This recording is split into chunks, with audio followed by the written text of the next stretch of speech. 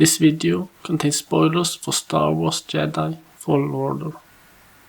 So, I just finished playing through Star Wars Jedi Fallen Order, review coming soon, and after seeing the credits, I want to look up its sequel and when that will be coming out. That hasn't been revealed yet, but while searching, I stumbled over this article, written by Joshua Duckworth for Game Rant. And I instantly wanted to make this short video to talk about it, because I could not disagree more with it. Now, before I do that, I would recommend that you read the article yourself. There is a link to it in the description, and it is not a long read. In case you chose not to do that though, here is Duckworth's point. Cal Kestis, Fallen Order's protagonist, is now on Darth Vader's radar. But because Vader has a set future, the original trilogy, there is nothing interesting that can be done with his character, and any encounter between Kestis and Vader will go one of two ways. Vader either eliminates Cal, or Cal escapes to no real consequence. Now, I have 3 gripes with this. Number 1. Vader doesn't need character development. Duckworth seems to propose that any story including Vader has to be a story about Vader.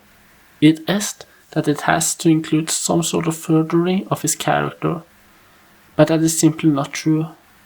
He can simply show up as is, as Vader, and there's absolutely nothing wrong if he does.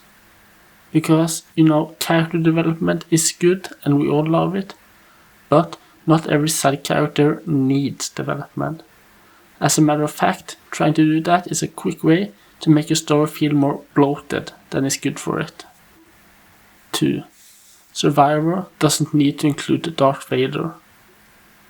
In the article, Duckworth writes that now that Cal's on Vader's radar, but this actually isn't true.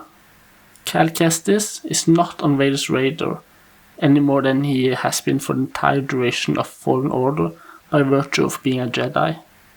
It is the holocron containing the identities of Force users that is.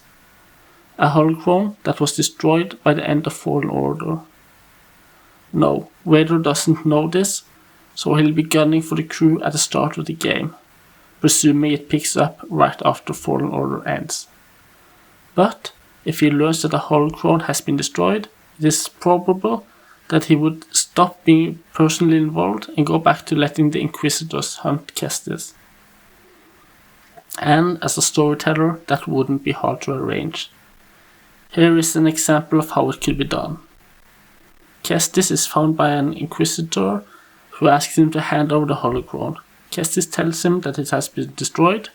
The Inquisitor says that he senses that Kestis is telling the truth. They fight. Because he's injured, Kestis has to flee. Later in the game, he overhears 2 stormtroopers talking about how Vader was mad when he heard this.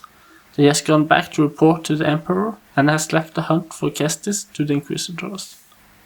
And I am sure that there's more elegant solutions to how to do this if one takes a little more time than I did at looking at the problem.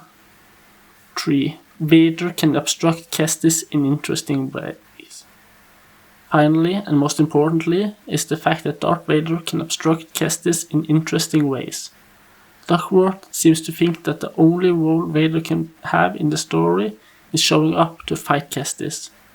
But this isn't necessarily true. Vader is a foe that you cannot beat in combat, and that can be used in interesting ways. Perhaps Vader is coming for Kestis, so he has to drop what he's doing and escape.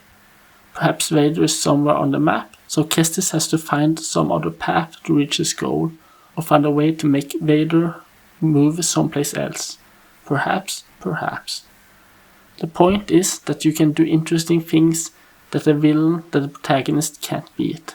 And, if I were to guess, the game's title, Survivor, makes it seem like Respawn Entertainment is planning to do just that in Fallen Order's sequel. So yeah, this was just a quick little video I made because I had a couple of things I wanted to say. And I would love if you had some opinions of your own and we could get a discussion going in the comments.